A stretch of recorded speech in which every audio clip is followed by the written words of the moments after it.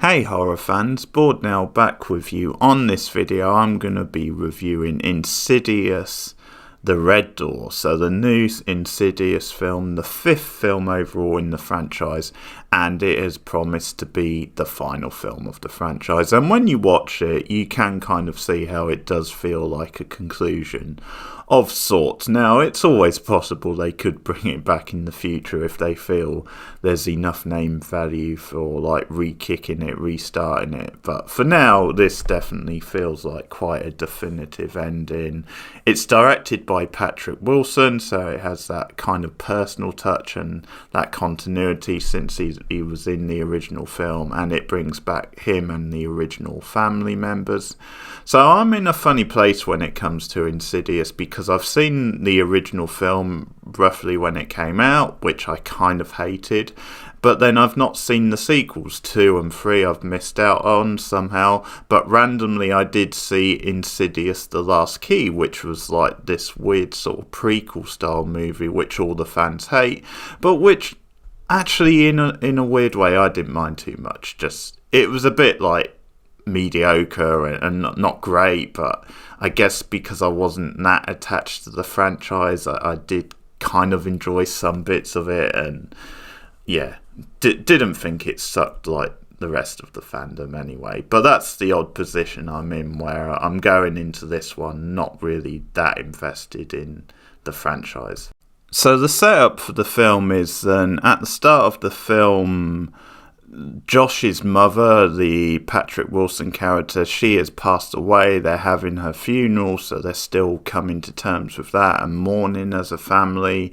But the tension's there, as Dalton is now college age, so he's going off to art college for the first time, and the mother, the Rose Byrne character, like, she's divorced with Josh at this point, but they still stay in contact for family reasons.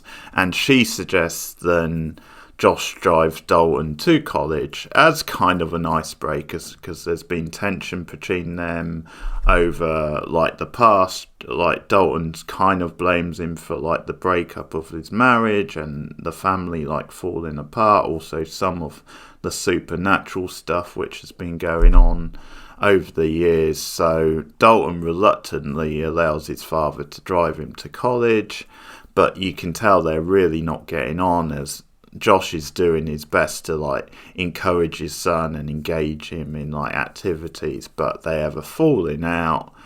So then Josh drives back after a fight, and we follow both characters over the course of the film. We follow their journeys as weird supernatural stuff slowly starts to happen, as it does in these movies, but we see that there's a family connection to what is going on, and it all gets kick-started really when Josh draws a red door in his art class, and that becomes important. That becomes a thing, like a portal almost into this other world, and that's when weird stuff starts to happen into both father and son.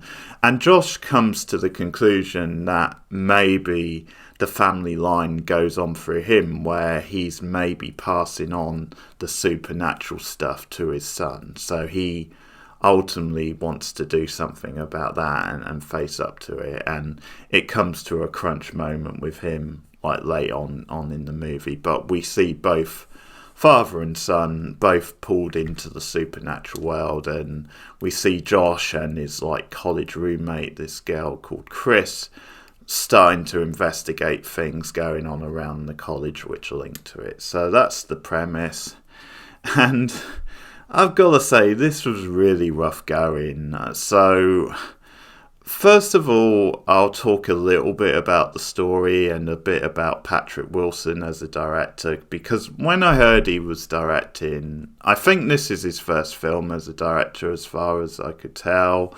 And I think some fans were like fine with it, enthusiastic, because he's been there in the original 3 movies at least. I don't think he was in The Last Key from what I can remember, but the original 3.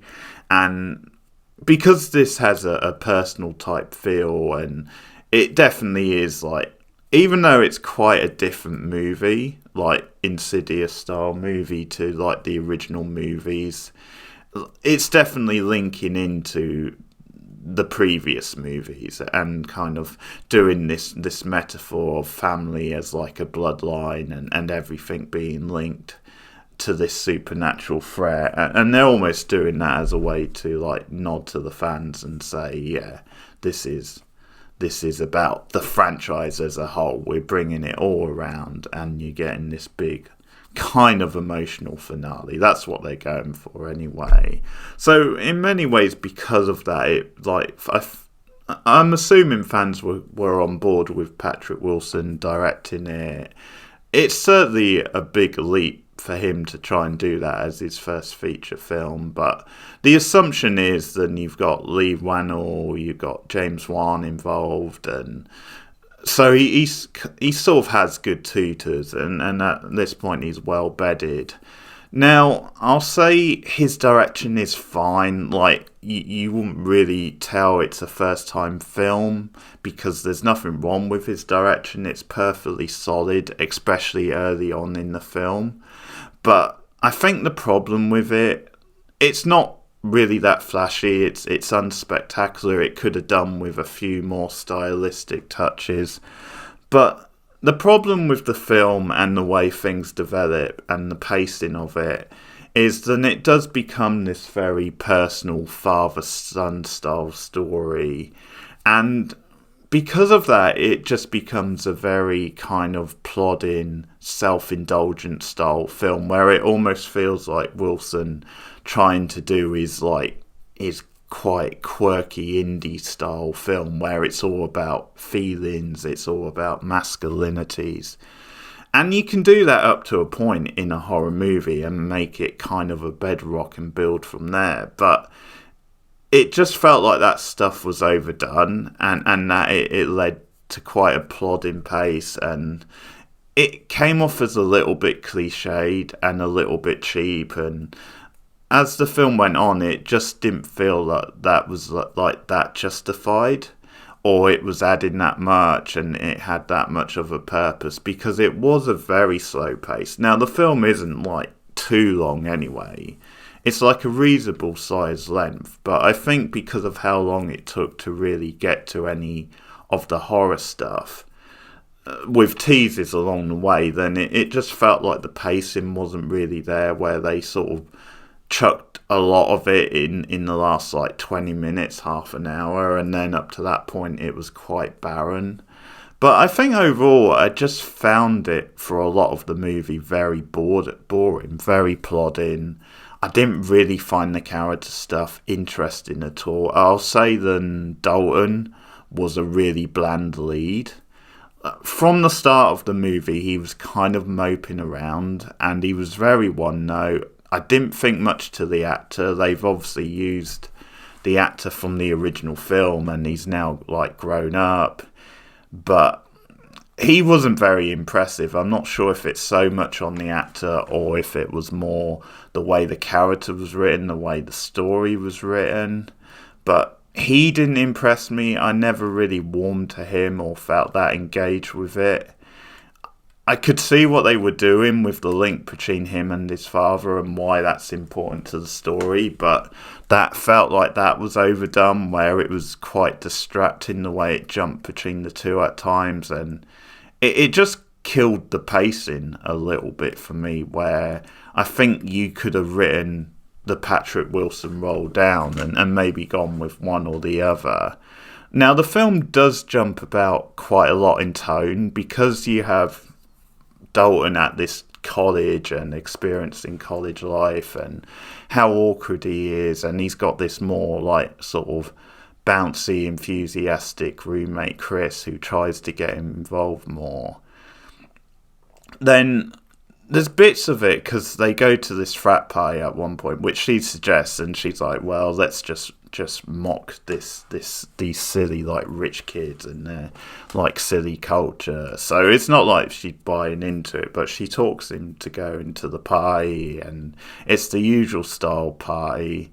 There is like, because like this leader of the house gives this like speech at one point, which is their kind of toe curling, but at the same time there's like this pause where one guy like is like woo, and it is funny. It's like one of the funnier moments in the movie. It could have done with a bit more humor for sure, but stuff like that, it felt like there were little bits of social commentary, like maybe it was making a commentary on how this sort of old-fashioned like masculine fraternity maybe doesn't have a place so much in the real world, or how it's kind of pulling apart the machismo. But there were little bits of commentary like that, which is whatever, like you don't really need it in a horror movie anyway, but it's always handy to have some of that in a modern film. But it didn't do a great deal. But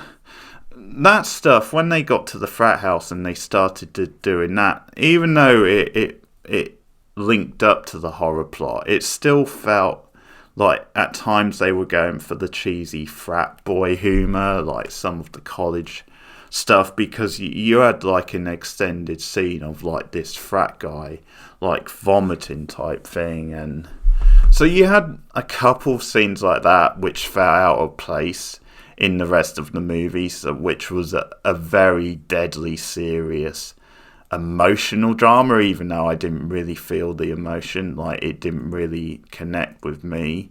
So it was a little unsure of what it was doing at times. The story with the father and the son didn't really engage me. Like, I would say up to a point it was quite well done, and the direction was fine, but after a while it just became very slow and plodding, and there just wasn't a lot of style or a lot of energy to the scenes. Like, there's one or two like decent tease type scenes, because you get a scene with the father having like a brain like test, and he's inside one of those machines, and he can't get out at one point, or he thinks he can't get out. In reality, he's like fallen asleep under the anaesthetic, and that's quite an effective little scene because they make it quite claustrophobic. But as it goes on, it was like they were teasing a lot of horror that they didn't really deliver, and then it got to the end of the film and you finally got it. And once we got it, it wasn't very good. It wasn't very scary. Like, so the film went from being quite sort of dull and bland and plodding and a bit unsure of itself in some way to like all this crazy stuff in the last 20 minutes. And that stuff was just silly and not very scary. I think the special effects makeup people had a field day where they just went OTT, and you just get all this silly stuff. I mean, some of the gimmicks of the film, at times it looks like a cheap Exorcist comedy. Like, there was literally bits where it was very hammy and it came across as, yeah, this is almost like a pantomime of a horror, and I wouldn't mind that so much. I can enjoy that sort of film, but the rest of the film wasn't really like that. The rest of the film was trying to convince you that it was like this serious sort of like personal drama, and then it starts hitting you with all this wacky, crazy shit at the end of the film. And there's just some ridiculous scenes that you can't take seriously, and if they were scary, then okay, but they weren't scary. It's like they just went from an extreme of not really doing much and showing you much to just throwing things.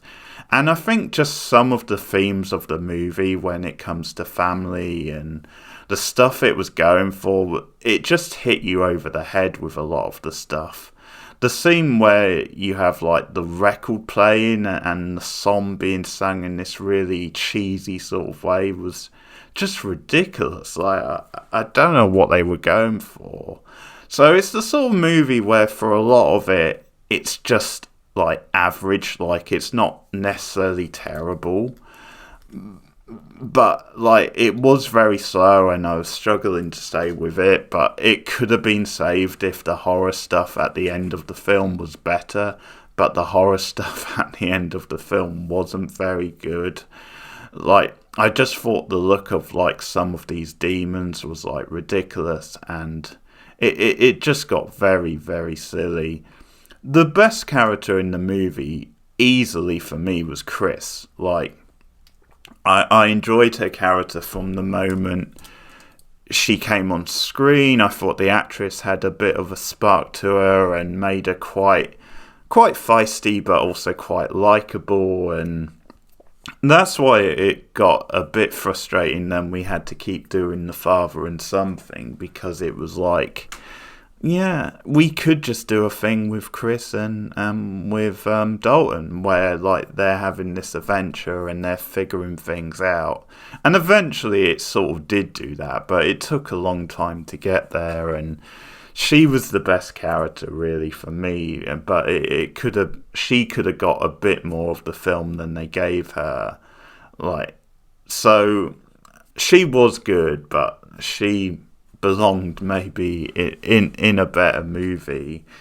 And it's a bit weird also because the frat guy, at one point I thought they were going to give him a bigger role, because they do go back to the frat house and like they're trying to like sneak into like a dark room. He's upstairs studying with this girl who it appears he's trying to impress. But so they're trying to find a dark room because something happened when they were at the frat house last time. So they're trying to like call the demon out. Like, so Dalton goes into this space to try and get to the demon, and then things really go off the wall, and Chris almost dies. Like, she gets strangled, so you see the frat guy trying to revive her, like freaking out, and I just thought at that stage they were gonna give the frat guy more of a role. I don't know if I would have been down for that or not. Like, he didn't really stand out too much, but I just thought that's something they could have done, where you had them almost as like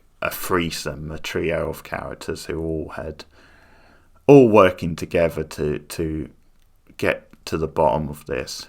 Because there's some decent drama early in the film. Like, there's a scene in the art class where he is quite a prickly like art teacher, and she's one of these who likes to put students on the spot, and she's quite a good character, and that did feel like quite a realistic type of teacher and a sort of like college experience with this quite highbrow, eccentric sort of art teacher. And that actress I like as well. She's in Succession, so I've seen her in that show quite a bit. So it certainly had things in it. Now they sort of have Lin Shaye there, of course. Like, they kind of shoehorn her in, and it makes sense that she's there. It's always good to see Lin Shaye, but just the way they did it, I thought was a bit lame. Like, you have Chris and Dalton watching her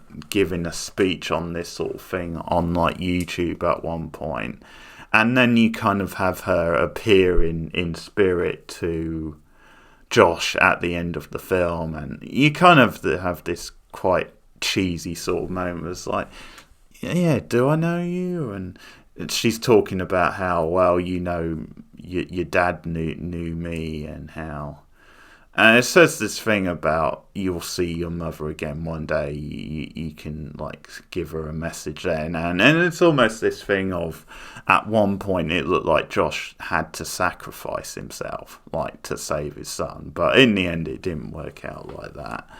But yeah, good to see Lin Shaye involved, but it was just, they could have used her a bit better. I thought they didn't really do that much with it. So that's the film. Overall, it's just a little bit bland, a little bit dull. even though the direction is decent enough from Patrick Wilson, I think maybe he was the wrong director, just because I think the feel of it comes across a little self-indulgent at times, whereas a director with distance might have done a better job, or at least a more experienced director. And as I said, it took a long time for anything really notable to happen, and then when it did, it kind of went to a silly place, but not really silly in like an entertaining or like satisfying horror way. So a bit underwhelming. It is a good way to sum up this film. I'm going to give it 4.5. Like, it really didn't do that much for me. It's quite a... I don't know, I'm not that invested in it, so I can't say it's a massive disappointment, but there was some hope going into it. It might do something, and... because it went from being just quite a mediocre, bland film just to turning into what it did in the final like 20 minutes, and that kind of sealed its fate for me.